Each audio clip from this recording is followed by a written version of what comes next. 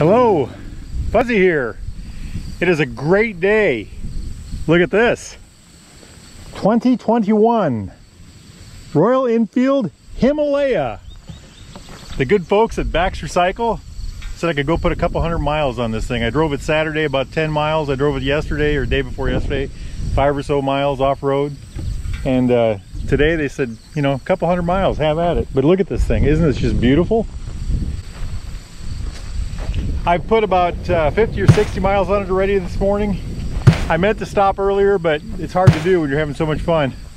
But what we're going to do is we're going to go over its features. We'll talk about its engine, what they've done to that. We'll talk about the great suspension. We'll talk about how she rides on the highway and how she rides in this stuff. We'll go over the gauge cluster, electronics, you know, everything about her, the brakes. And at the end of all that, I'm going to tell you what I think. Let's go have some fun. Wahoo! Love it. Handles good. Spins the tire at will. Wow. Look where we're at. Big body of water over yonder. There's a home over there, but we've been going down this dirt road. We call these Class B in Iowa. We are in the Luss Hills. This thing handles this kind of road very well. This is actually a very smooth part. There was quite a bit of ruts over yonder, and no problem. Bike did well. You know, it's got 8 inches of clearance, crown clearance. 8.5, I think, actually. Anyway, so who is this bike for?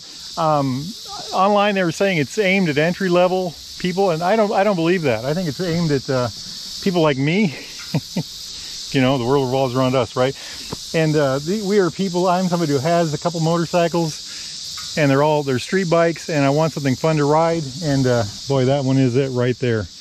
This will take you on these kind of roads or rougher. It'll take you up and down hills, all kinds of things. The bike is, you know, if you are a beginner, I think it would work very well. You know, it looks tall, but when you sit on it, I'm 5 foot, I don't know, 5'9". I've got a 30-inch inseam. Sit on the bike and I'm fine. You know, I don't know if I can flat foot, but I'm secure enough. But anyway, the styling is interesting. You know, I've never been a Royal Enfield guy until the last couple of years, and I've driven 3 bikes now in the last year. I drove the 500, I've driven the 350 Meteor, and I've driven this as of this week. And I've got to tell you, I'm hooked. These things are just phenomenal. They're great. They handle well. They drive well. They brake well. They just seem to do everything well. I like them. The looks are of this bike are, you know, that adventure bike market kind of thing.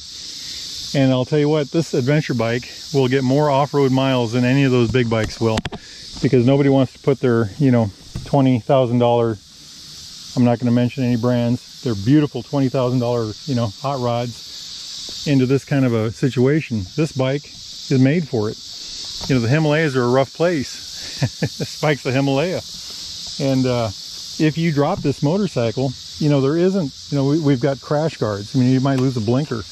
You know, it's pretty darn tough. You know, it's just not, you know, when I got here, my kickstand sunk in over here, and I had to find a stick. And if this thing fell over, it wouldn't be a fortune. Some of those big bikes, they fell over, it would be $5 grand, you know. So anyway, about the engine, let's go to that. First thing is, it's air cooled. And if you look at that, that means you can get to everything. There's no radiator in the way, there's no hosing, there's none of that stuff's there. It's a 411cc, puts out about, I think it was 25 horsepower. Let's say 24 or 5 horsepower, and about as much torque, 23 or 4 foot-pounds of torque. The bike has a red line of, I think it's 6.5. Yeah, about 6.5. And going down the road at 60, the motor is pushing about 4,600 RPM. Not too bad. It's fuel injected. Quick little bit of voiceover here. The engine is under square, overbuilt, long stroke, 411cc, makes about 24 to 25 horsepower and 23 to 24 foot-pounds of torque. Has a relatively low, actually a very low 65 5,500 RPM redline. In use, when I was riding the bike, it was generally between 2,000 and 5,500 RPM. A lot of times right at 3. Maximum torque is around 4,000 RPM, I think, or 4,500, something like that. You know, with the underscore design of the long stroke, this thing just produces loads of torque. Always had plenty of torque. Never lacked for that. Advantages for this high torque, low RPM engine are it's easy to get going from a dead stop. It's easy to drive slow. It's easy, you know, it's got a really wide friction zone in the clutch. It was very rideable, very controllable, very easy going. And then while riding the bike, you know, in town or going through the gears, had plenty of torque. Has a 5-speed gearbox, like I said, single cylinder. The thing about this bike is, look at that, everything's accessible. You can get to everything right there. It's very simple, no cowlings to remove, nothing. The bike has a valve adjustment period of 6,000 miles, I think, for the first one. It might be longer after that, but what do you got to do that? Well, you pop the tank off, seat and tank off, and take the valve cover off, and there's only 2 valves. I think this is a 2-valve motor. Single overhead cam, twin valve, you know, one intake, one exhaust, so very easy to get to. The engine has an oil cooler. I didn't realize that. That's very nice. So this is basically the kind of motorcycle you could take care of yourself easily. You know, it's easy to get to the stuff. I think it's made for that. I think the market, you know, the Indian market, the consumers are more reliant on their own skills versus a shop. Of course, you can always take it to a shop. So a 5-speed transmission. The shifter, it looks stubby, but it's not. I want to jump real quick. These foot pegs, Royal Enfield does these nice wide foot pegs, and I do like that. And these inserts pop off out if you want to do dirt. See, they just pop right out. I'm not going to do it. Anyway, I think there's a bolt on the bottom. But I've enjoyed the shifter. It's worked very well. The transmission is relatively smooth. It's not industrial at all. Goes in and out of every gear without a problem. I haven't had any faults, I haven't had any into neutral shifts or anything like that at all. As a matter of fact, I would say that the transmission has worked flawlessly on this bike and actually on every Royal Enfield I've ever ridden. So I like that. The final drive is a chain on this bike. I think they're chain on all Royal Enfields. But again, that's what you want in a rough bike, you know. And I'll just go on and say, look at that, center stand. So chain, but you know, you got a center stand to do when you do that maintenance, or any maintenance for that matter. I like it. I like it. I think the motor is tough. Okay, how does it do driving? Well, I've had a ball driving it. The road experience, when I got the bike today, I immediately took it on the interstate. I had my app on to get my mileage by satellite. The bike, I had it topping out at 82 with me sitting upright, not tucked down. The other day I had it at 85 with me tucked down. But anyway, my app said I topped out at 80. So speedometer's within 2 miles an hour. That's very good. My Honda would not do that. The power on the 2-lane blacktops that are so common in Iowa, that are just beautiful, you know, a lot of fun to ride. This bike's got plenty of power for that. It'll hold 70, 75 all day long, you know. It doesn't have any trouble doing that at all, not a bit.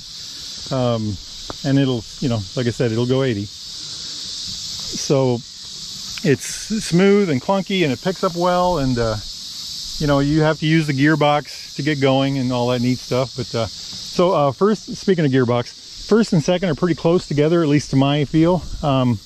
On this road I was doing a lot of first and second, and then I had hit third on the smooth spots. This is actually a very smooth spot right here. So I think it is tight on first and second, and then it opens up third, fourth, fifth, because like I said, it'll go 80. So very nice. Electric start, of course, they all are anymore. Isn't that neat? Exhaust system, there's a pre-cat and a cat in the back end here. What that means is if you get an aftermarket pipe, you can probably get a little more power out of this thing. You know, if you got, well, anyway, I like it. So, style-wise, if you like adventure bikes, this is a good-looking bike, I believe. Who's it aimed at? I think it's aimed at the beginner, but I think it's also aimed at somebody that wants a fun bike, you know, an adventure bike that you can actually go out and adventure on. I think that it'll, well, okay, we'll get into that more later. I want to go ride. Next stop, we'll talk about the suspension, the brakes, and some other things like that. But isn't this just a beautiful, beautiful day for a beautiful ride? Yahoo! Let's do it.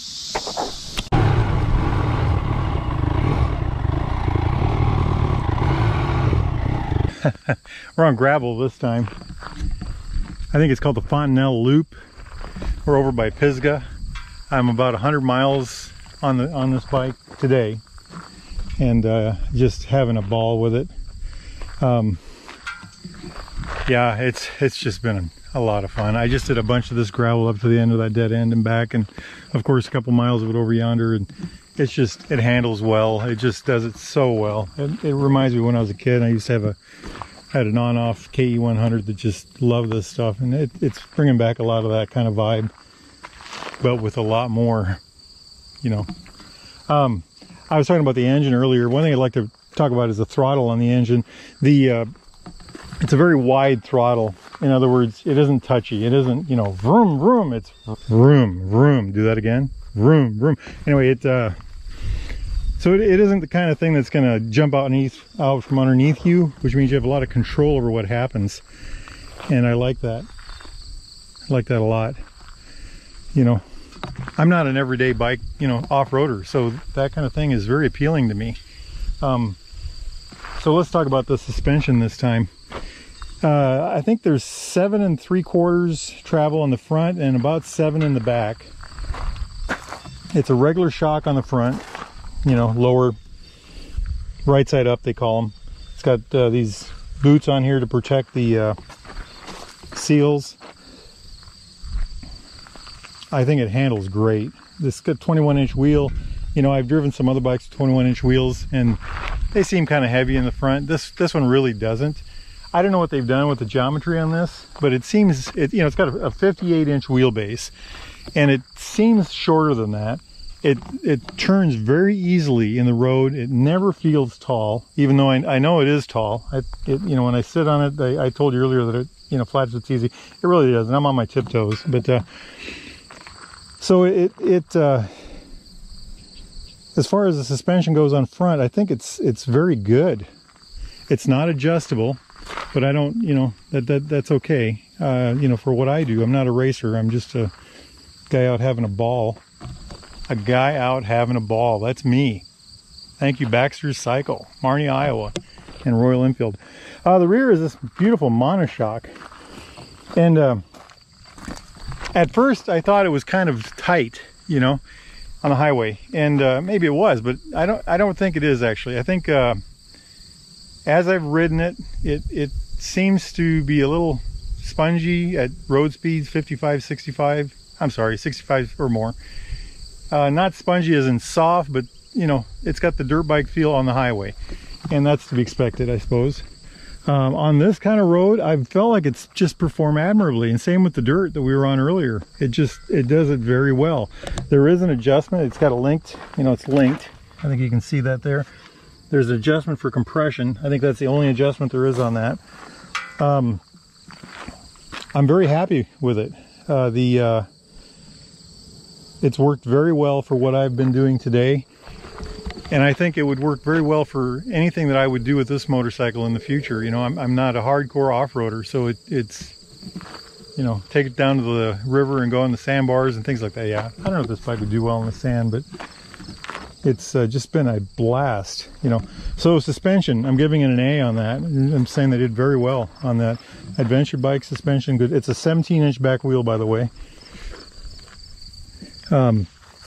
Let's talk about the brakes. So how are these? I think these are, on the road, they seemed like they could do more. But what I think is that they're set up for this. And I think on these roads, they're phenomenal. They just, I don't have to worry about them grabbing. They do very well. I've always slowed down. I haven't had to worry, you know, they've got anti-lock front and back, but I just haven't had any issues with them. I felt very confident with these brakes. It's got It looks like a single piston on the back and a dual piston on the front. Yeah, with a floating caliper. Yep, piston on one, two pistons on one side, floating caliper, and a single piston on the back, floating caliper. Yes, exactly that. Anti-lock on the rear can be shut off. There's a switch for that right here. So you can, you know, be a real dirt bike rider and skid your tire. And let's see, what else can I tell you about it? So on the brakes, I think good stuff. I like it. Modern brakes are an amazing thing. You know, when I started riding bikes, you don't want to hear about that crap. Anyway, suspension, good travel. Ground clearance is about 8.5 inches, I believe. So I've got 7 inches of travel in the rear, 7 5/8, 7 7/8 on the front. I got 8.5 inches of ground clearance. The bike, like I said, for the light off-roading that I've been doing today and would probably do in the future, probably as it is right now, stock would work just fine. I don't see any problem with it. I love it. I love it. I love it. I'm worried that I may end up with one of these. I like the spoke wheels too, by the way. It's, you know, the more I ride it, the look is really growing on me. I think I'm becoming emotionally invested in it because, you know, it's just so much fun. Just so much fun. Every minute of this ride today has just been a ball. Look at that, isn't that just beautiful? Luggage rack. I think you can put panniers on here. I've got solid ones and also soft ones, I'm sure. I've seen people put lots of things on here, fuel tanks and extra luggage and all kinds of things like that. Just a quick add-on. This is an American-made product. The windscreen on this, and we'll talk about that in the next stop. Drivability, the gauge cluster, the equipment that comes on it, the drivability of the motorcycle, and the comfort. But for right now, I want to go eat lunch, but I'm not gonna because I'm having too much fun. So I'm gonna hop back on that hot rod, and away we go. Wahoo! Beautiful, man, beautiful.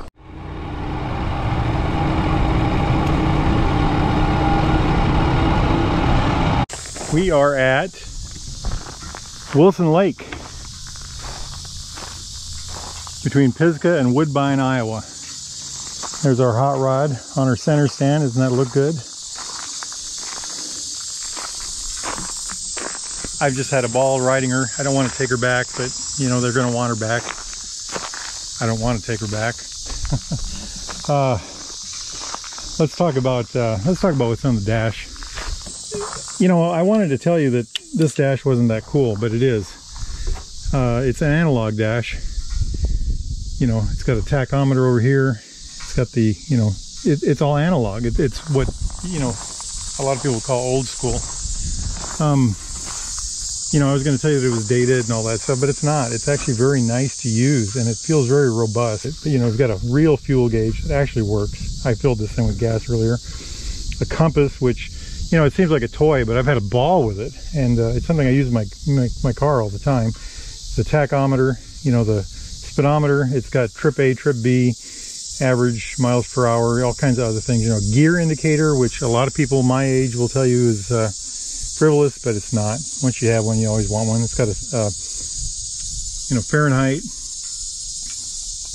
temperature, you know, thermometer. That's what I'm looking for. I like it. It's easy to use. It's what I'm familiar with, you know, with analog readings. Nothing against modern digital stuff. That stuff's beautiful too. But for this bike, this is a $5,000 motorcycle. This is absolutely appropriate, and it's tough. So it controls, here's the ABS control. You can turn the ABS on and off by pushing this button. There's a light right there. Mode control here for this thing, and then the reset thing over here. Little lights for engine, neutral. It's got a left and a right blinker light, so your left blinker light, right blinker light. It works very well. I'm impressed with it. The switch gear also, I've been very impressed with the switch gear. Let's do the horn here real quick.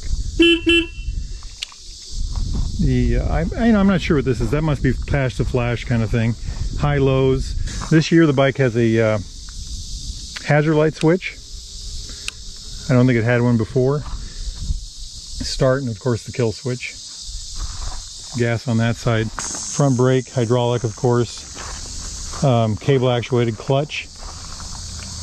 I feel that the clutch is very has good feel and pretty good control, and it's not heavy, it's not light.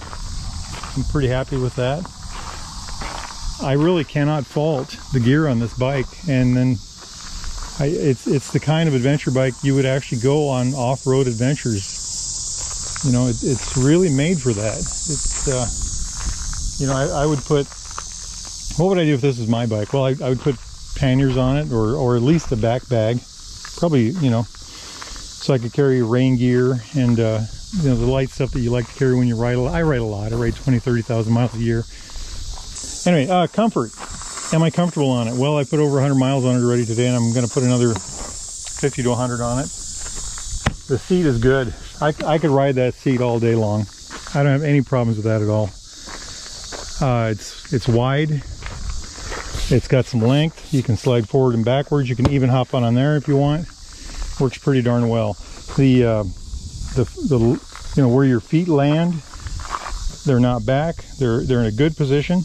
They've got wide foot pegs, easy access brake lever, and easy access. You know, I talked about the shifter lever already. It looks pudgy, but it's not. And in my compared to my Honda, you have an upright seating position, but you have a slight reach forward. The handlebars, I don't think are as wide as my bike. They could be, but I don't think they are. But they're plenty wide. Plenty wide. I don't have any trouble with that at all. And this is very important. This guard here keeps it works incredibly well. It doesn't look very big, but it works incredibly well. It keeps the wind off of my chest. And that means a lot, you know. That's my head is in the full air. You know, you have to wear a helmet with eye protection on this thing, for sure. But as far as that little thing goes, it keeps it right off your chest. No trouble at all. I really like that. Royal Enfield. It's well made. It looks well made. It's also American made, by the way. Other things about the bike. I don't think these are digital. I think this is halogen. Well, it is halogen. You know, I don't think these are digital. But then again, this is, like I said, it's a $5,000 motorcycle. So comfort, I could ride all day on this approval thing. How does she ride? Well, I did a bunch of washboard on the gravel I was on earlier, and it handled that perfectly, beautifully. I had from the last stop to this stop, I had a pack of dogs around in front of me on that same Iowa gravel. Emergency stop, no problem at all. The brakes are excellent. I think they are excellent for what they're made for. The handling on dirt, I think I had it on sand, I had it on dirt, and I had it on gravel. Handled well on all of those items. So what do I think of the bike? I think I just said it, didn't I? Well, I like it. It's on my top 3 motorcycles list for the year. What would bring this so close to the top of that list? The rideability, the fact that it can do so many things. You know, I can hop on this and drive 70 miles an hour all day long. After thinking about this, I don't think I would ride this bike at 70 miles an hour all day long. 60, 65, I think she'd be just fine. I took her on some curvy roads that I'm real familiar with, hilly, curvy, and 60, 65, pushed through there. It was a lot of fun. You felt like a fighter pilot. You know, it's the old drive a small motorcycle fast thing. A lot of fun. But at 70, the vibration starts to, you can feel the vibration of the handlebars, and by 80, it's really intense for modern motorcycle standards. Up to 70, there's really no vibration. Between 60 and 65, it's a very smooth motorcycle. To get to where I want to go, if I wanted to drive across Nebraska on this, I really believe I could do that. I think it's comfortable enough. There's enough space. There's a good enough seat. I think the ride quality is decent enough. You know, it floats on the highway, which is very comfortable. I like the fact that once I got there, I could go off-roading. You know, this is the kind of bike you could drive to a particular state. Let's say it would get you, you know, I live in Iowa. I could buzz across 600 miles to Colorado and then spent a great deal of time on the back hills, you know, logging roads and such of the mountains, this would get you there. It has the legs to get you there. And then once you got there, it would do those kind of things for you. You know, you could take it off-roading, you know, the dirt roads, the log roads, the gravel roads, things like that. Let's talk more about what's good about it. It's affordable. I've driven a couple really good high-end adventure bikes in the last couple months, and I loved them. They were beautiful things. Those are bikes that if they fell over once would have more damage than this bike cost. This is the kind of bike that you would buy and you would ride. You would, like I did today, you would take it off-roading. This is the bike where your horizon would expand, because you would have the normal roads plus the gravel roads plus the dirt roads. This is the bike, I'm in Loess Hills right now. This is the kind of bike I would take all over Loess Hills. It would just expand my world, motorcycling wise. This is the kind of bike, could you drive across America on this bike? If you have the time, you could, and you would enjoy it. Like I said, you could, it'll get you to the next state, and you could get there and explore. I wouldn't want to, you know, I use the old, you know, have coffee in LA and supper in Boston 3 days later. I don't know if I'd want to do that on this bike. This is more of a take a month to get from LA to Boston, you know, and enjoy the view all the way across kind of bike. And I think it would do that wonderfully. I don't think you'd have any issues. I think it's made to be easy to maintain. You know, that engine, I have not had any trouble with traffic today. I never once thought, boy, this thing is underpowered. Not once. For the kind of driving I do, you know. It's, hey, that's metal. Yeah, maybe not. It's got good looks. It's got me sold, guys. Baxter Cycle, Marne, Iowa, Royal Enfield. Make sure you take one of these for a ride. And I guarantee you, and you know, especially if you really intend to go off-road, take one of these for a ride. This will get you there. This will do it. This is the bike you will have fun on. This is a bike you can afford to drop. You know, you cannot afford those. Well, anyway, I love it. I just love it. And I think it's going to be easy to maintain. I challenge Royal Enfield to lend me this bike for 2 days. I'll bring it back with 1,000 miles on it. Lend it to me for 1 day. I'll bring it back with 500 miles on it. In 4 states. The gauntlet has been thrown. All right, guys. Baxter Cycle, Marne, Iowa. Thank you so much. Royal Enfield, I appreciate it so much. I'm a Royal Enfield fanboy now. I never was before, but after driving this in the Metro, the Meteor, I'm sorry, the Meteor, I'm just hooked. They're, you know, the bikes are nice. I like them. Good stuff. Get a chance to ride them, get out there and do it. Life is good. Ride a lot. Enjoy it. Wahoo! Gonna try to make this quick. Great reasons to buy this Himalayan. First, incredibly fun and exciting to ride. I can't tell you what a ball I had on this bike. Second, it's a true adventure bike that you'll actually take off-road. Something you're gonna have fun with. 300-mile range on a tank of gas, 75 miles a gallon. You know, all day fun for 4 gallons of gas. What more could you ask for? 4, and then this is really important, excellent price, $5,000 to start. At that price, this is a real adventure bike, because this is a bike you'll take on real adventures. You'll take it out in the middle of nowhere for that price. Okay, thank you Baxter Cycle of Marne, Iowa. Appreciate this. Thank you Royal Enfield for letting me put the 180 miles on this bike today. This bike is a real winner. Thank you to y'all for watching and for your time. I appreciate that. If you have an interesting bike that we can make a video of, please get a hold of me. Life is short. Get out there and ride. Wahoo!